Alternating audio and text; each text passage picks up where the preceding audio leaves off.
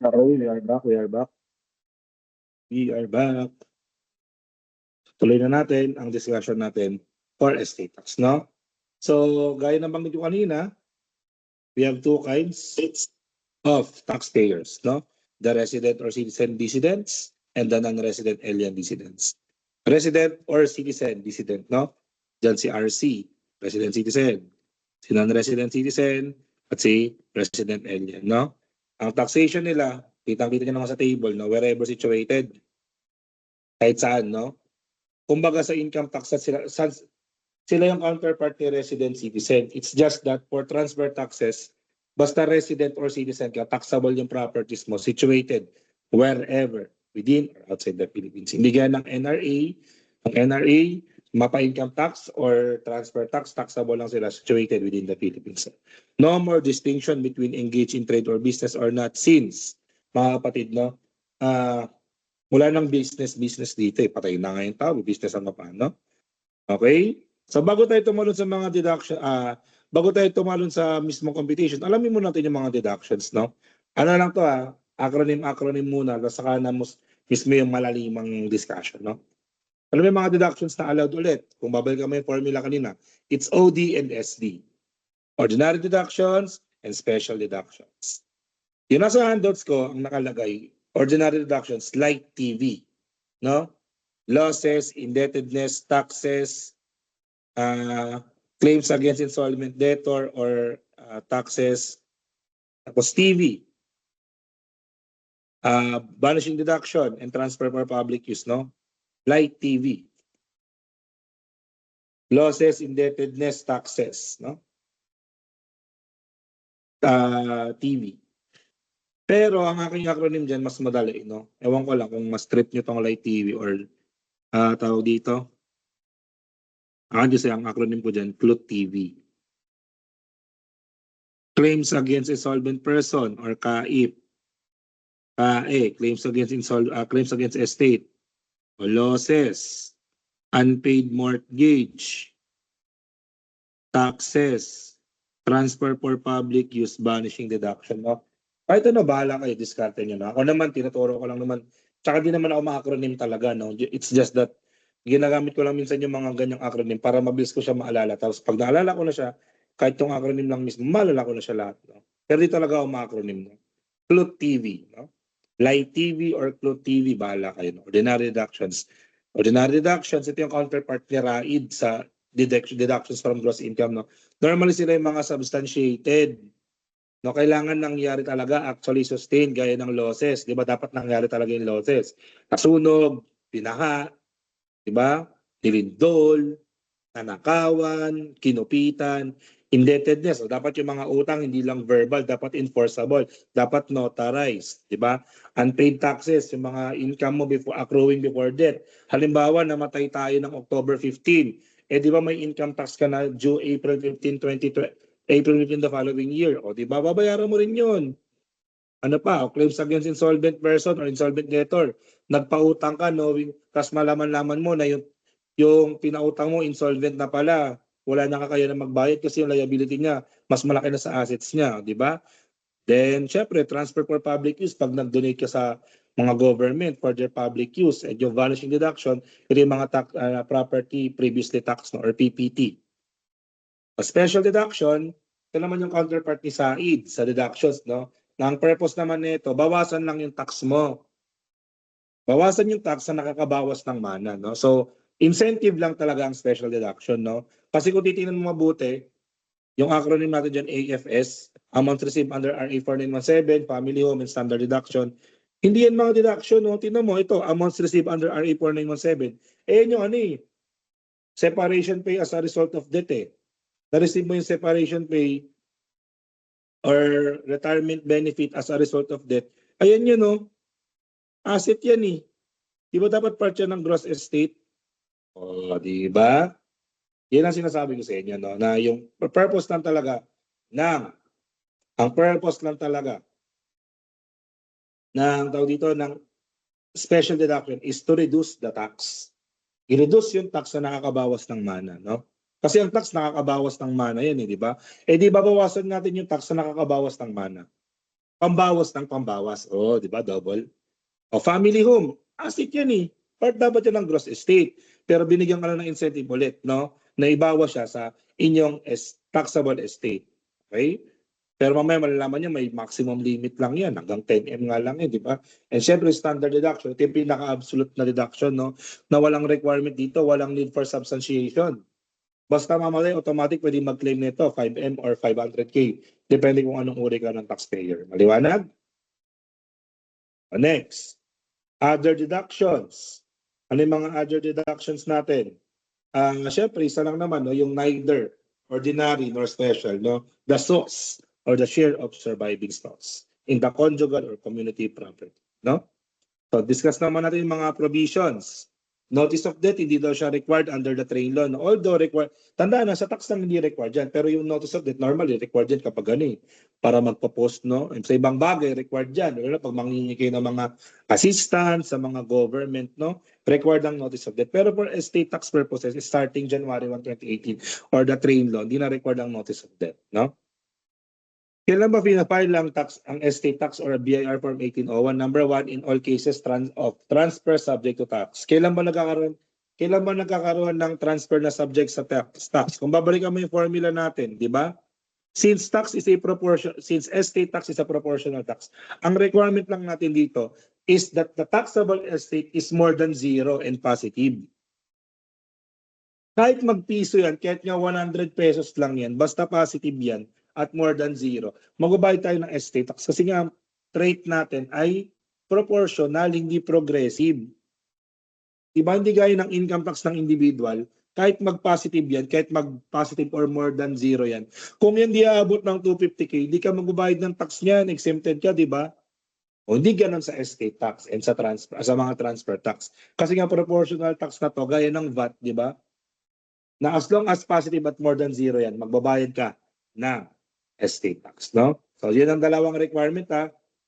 Transfer subject to estate tax kapag positive ang gross estate at more than 0. Positive at more than 0. Okay? Paano kung positive or at more than 0? Ay, paano ko naman po nag-negative? Halimbawa lang, no? Halimbawa, mag-example tayo, ha? Halimbawa, ang kaisa-isa mo lang na pinamana sa'yo, part lang ng gross estate is cash. Worth 3 million. Oh, so wag cash pala. Sorry, pinamana lang sa'yo. Kunyari ay shares of stocks worth 3 million. Yan lang pinamana sa'yo. Sir, positive pa rin naman yan gross estate. Sabihin natin walang ang ordinary deductions. Walang utang na pinamana sa'yo. No? Walang Clut TV. Di ba? Tapos wala kang may special deduction ka ba? Ang tanong, may special deduction ka ba? Kakabanggit ko lang kanina, kapatid, huwag mo nga kalimutan na may isang deduction dito na absolute. Hindi na kailangan pang patunayan. Basta mamatay, meron na ito agad. Ano yun? Yung standard deduction. Ang magkano? 5 million. Magkano taxable estate mo? Hindi negative 2M. Tanong, kung negative ang taxable estate, magbabayad ba ng tax due?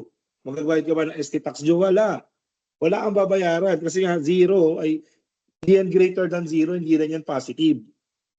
Negative yan. At pag proportional ng tax at pag negative ang tax base, wala po tayong babayaran dapat. Okay? So wala kang babayaran. So mali agad yung unang star. Di mo binasa yung pangalawang star. Sabi dito, kung ang estate mo daw ay nagko-consist ng mga registered or registrable properties. Ano yung mga example ng registered or registrable properties, no? So, una, real property. Pangalawa, shares of stocks. Pangatlo, mga vehicle. Yung mga may resibo, may OR saka CR, di ba?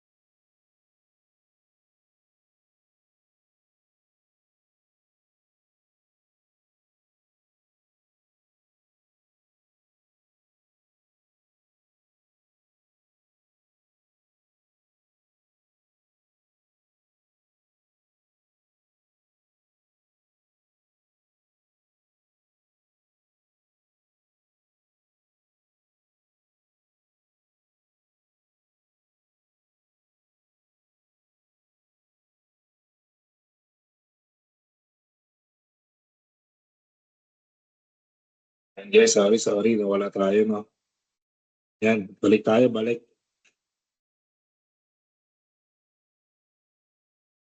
May share scan ulit tayo.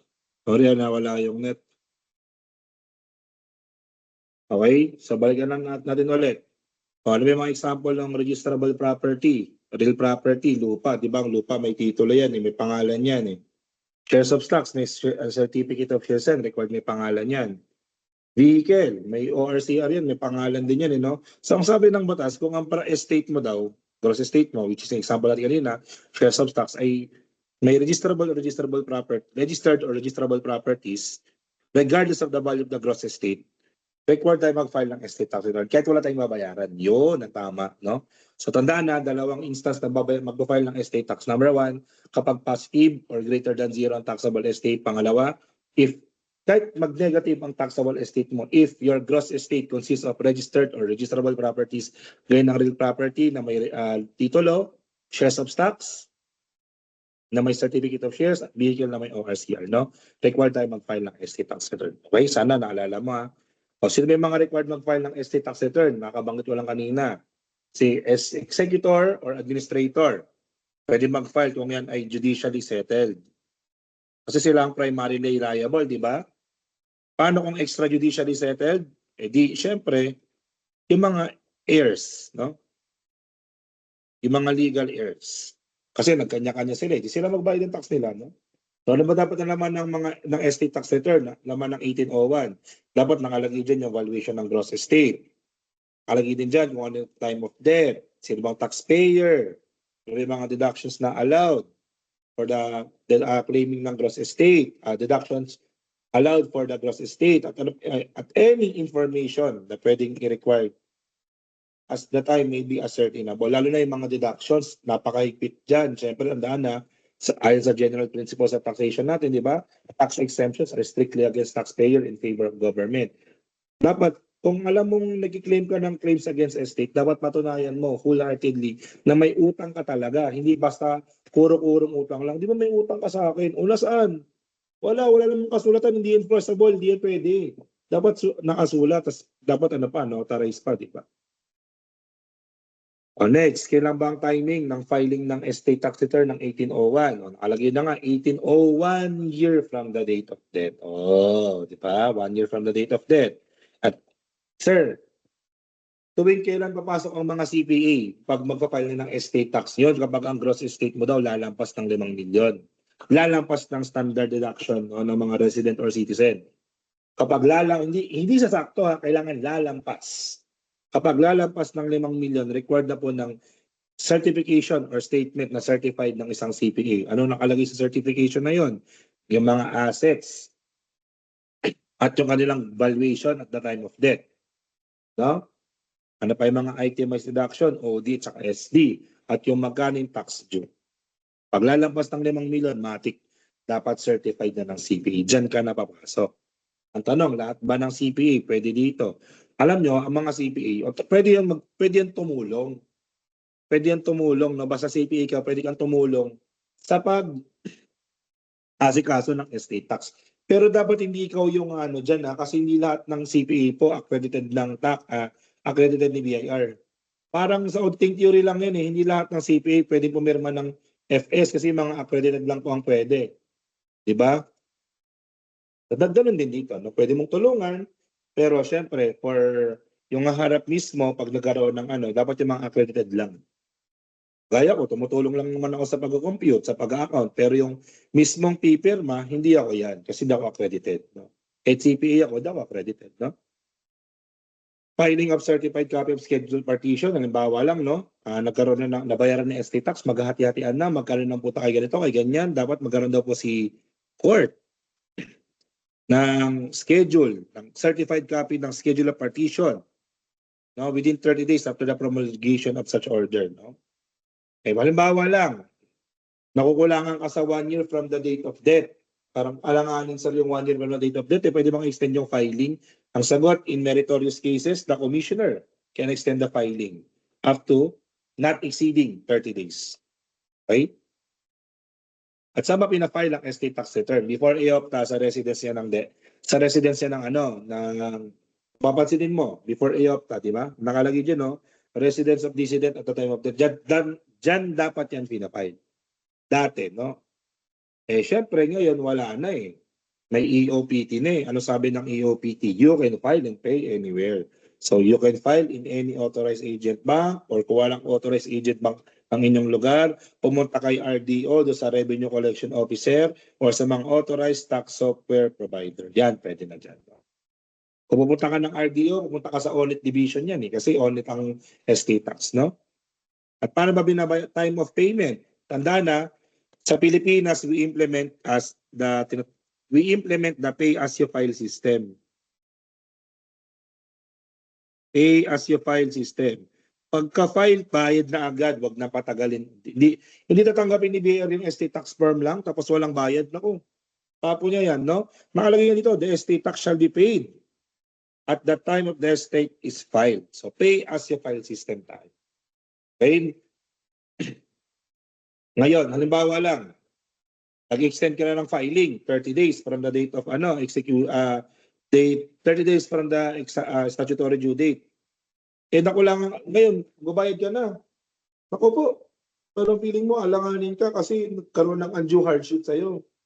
Tinamana sa'yo mga property lang. Walang pera. Diba? Pwede ba i-extend yung payment? Ang sagot, yes. Tanda na, I would like to reiterate, magkaibang extension ng filing sa extension ng payment. Ang filing, 30 days. Ang payment, depende po kung judicial or settled through the courts or extrajudicial. Pag judicial, not to exceed 5 years ang payment. Grabe, no? Not to exceed 5 years. Pag may court intervention, so mas maganda talaga pag may court intervention, no? Ang extension ng payment, no, granted by the BIR is 5 years from the statutory due date. Grabe naman yun. Tapos pag extrajudicial, 2 years lang. Okay? Pero ang tanong, pag ginarant man ni BIR yung extension, wala siyang hinihinging kapalit, may hinihingi siyang kapalit. Required lang, band. Mamaya kasi nang hingi ka ng extension, takbuhan mo bigla. Dapat may band. Anong band? Parang tali. Choose. Parang parang ano lang yun, security deposit sa pag nangungupa kayo. Di ba pag nangungupa kayo, anong requirement? Sir, 2 months advance, 1 month deposit. Di ba? Ganon din dito. Pero syempre dito upa ha. Kumbaga, kung nagbigay daw ng extension si commissioner, required, tandaan na hindi optional, required, ibigay ang bond. Magkano? Hindi lalampas ng doble, not exceeding the double amount of tax. So pwedeng mas mababa. Kunyari, ang ST tax due mo, 200K. Pwedeng max niya, 200K mismo din. Or pwedeng kalahati lang, 1/4 lang, depende sa usapan nyo. Basta hindi lalampas ng doble, 100K. 200K. Now, dapat pwedeng hingin nyo sa'yo. Sige nga, manghingi ng extension sa akin, di ba may 200K ka? Pwedeng 100K, bigay mo sa akin, grantang kita 5 years. Yan, pwede yun. Basta tandaan na, pag may extension, may bond. May bond dyan. Hindi lalampas ng doble. Okay? Tuwing kailan hindi required ang extension, mamaya kaya ka nanghingi ng extension kasi gusto mong dayain. Gusto mong magkaroon ng mga tax evasion or fraud. May negligence or intentional disregard. Nako, not allowed po ang extension ng payment. No?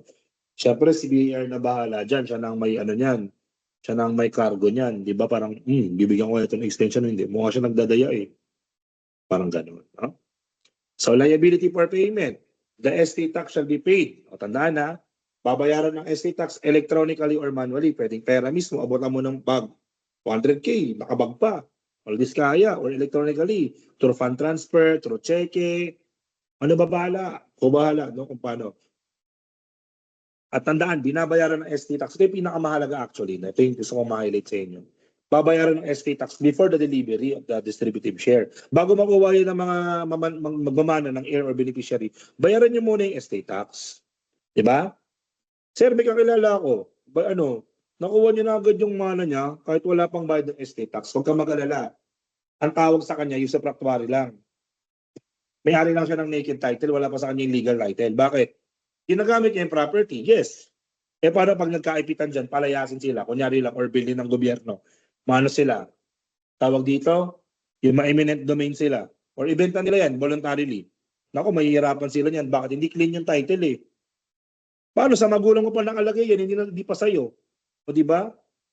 Eh kung binayaran yung estate tax niyan, hindi nalipat na yung titulo niyan sa inyo, hindi kayo nahihirapan sa disposition ng property. O di ba? So huwag kayo maiinggit sa mga tao may property tapos ginagamit na nila. No. Kailangan po para magkaroon ng clean title, kailangan po yan ay bayad ng estate tax. Okay? Para di mahirapan sa disposition ng property in the future. Bawa, no? Minana mo yung property. Gaya nung may kakilala ko, may property siyang worth 42 million yung ano niya. 42 million yung worth ng kanyang real property. 42 million yan ha. Bahay lupa yun. Eh, nahihirapan siya. Bakit? Diyos ko, nung chinek niya sa Registry of Deeds, sa LGU, nakapangalan pa ang tax declaration at ang titulo sa kanya magulang. Eh, paano di niya alam, babayaran pa ng estate tax noon? O, di ba? Ignorance of the law excuses no one. Ako, hirap na lang ngayon. Ang laki pala ng babayaran niya, napakarami. Estate, matagal nang namatay yung magulang niya, 2018 pa. Diyos ko po, 2018, anong year na? Kailan ko inisikaso yun? 2024. 6 years na nakalipas, di. O diba, kawawa siya. Wala, ganun talaga. Tandaan na, the moment na may hahatiin property upon death of the decedent, bayaran ng estate tax para magkaroon ng clean title at di mahirapan sa disposition of the property in the future. Kung gagamitin mo lang yan, fine. Malamang sa malamang, kung syempre, hindi ka naman immortal, di ba? Mamamatay ka rin in the future, ipapamana mo rin yun sa anak mo. Malaman mo, hindi ko pala mapapamana yan, hindi pa pala akin yung property kasi di ba akin yung titulo. Di ba? Kawawa ka. Isofractuary lang meron ka. Okay? Next. Where there are two or more executor or administrator. Halimbawa daw, dalawa yung executor or administrator mo. Paano ang kanilang liability? Severely liable. No? Severely liable. Obliquon. Para silang liable at max amount. Diba? Tandaan, si executor ang may primary obligation. Kakabanggit ko lang. Lalo na pag judicially settled. No? And syempre, si heir or beneficiary, sila naman yung may secondary or subsidiary liability. Okay? Now, halimbawa, nanghingi ka ng extension. Ba't yun nanghingi ng extension? Meron kang pera dyan. Kunyari lang, balikan na nga. Another example. Nanghingi ka ng extension kasi judicially settled, 5 years. Malaman mo, di pala sapat yung pera ko. Di sapat yung pera ko eh. 2 million yung estate tax, Joe. Diyos ko po. Yung pera lang na pinamana sa akin, 200K. 500K. Pwede bang bayaran ko to installment na lang? Yes. Tanda na, magkaibang extension ng payment sa installment. Ha? Ang extension ng payment, mga kapatid, bigyan natin ng notes dito, no? Pag nangingi ka ng extension ng payment, yung 5 years saka 2 years, nagbabayad ka po dito ng ng interest on unpaid taxes. Yun yung 12%. Yun yung 12% per annum. Okay? Pero pag ikaw ay nag-grant ng installment, kasi meron kang available, kasi hindi nga lang sapat, minamanage mo yung estate mo, no? Wala yang interest, wala rin yung civil penalties. Diba? And allowed yan within 2 years from the statutory due date. Diba? Statutory due date mo, kunyari, 1 year from the date of death. Kunyari, December 26 ngayon, 2025. O December 26, 2026. Wala kang sapat na pera. Napile mo na yung estate tax mo. 2 million, di nga sapat yung pera mo, meron ka lang 400K. I-manage mo pa siya. Magbenta-benta ka ng mga property na sa'yo, tapos saka mo siya mababayaran o magkaka-partial disposition ka pa. Yan. Pwede ang installment within 2 years from the statutory due date without civil penalty and interest. No? And in case na maglapse in 2 years nang wala kang binayaran, sorry. Or hindi mo nabayaran yung entire tax due. Halimbawa lang, 2 million yan, di ba? O 2 years. Ang napag-usapan niyo ni DIR, 1 million every year. Ang nabayaran mo lang yung 1 million, yung 1 million hindi mo nabayaran, nabalanse. Sorry, the remaining balance shall be due and demandable agad-agad. And applicable penalties are recalled from the prescribed deadline. Magkakaroon ng retroactive effect. Diba? Imaginein mo, December 26, 2026 ang due date. Nangyay ka ng extension, hindi plus 2 years pa, December 26, 2028. Nabayaran mo yung 1M na due on December 2027. Eh, yung due for December 2028, hindi mo nabayaran. Ang counting daw ng penalty ay mula December 26, 2026. Ang bigat. Tumakbo isang taon. Ay, hindi lang isang taon. 26, 27, 28, 2 years. Bigat nun. Okay? Tandaan na, pag nangingi ng installment, make sure na mabayaran yan, no? Make sure na mabayaran yan. Yung mode of payment and yung accomplishing tax returns, hindi natin discuss yan, no? Kasi medyo technical part na yan, no? Next topic natin on the next video, doon naman tayo ngayon sa gross estate ng married dissidents, ha? Gross estate ng married dissidents.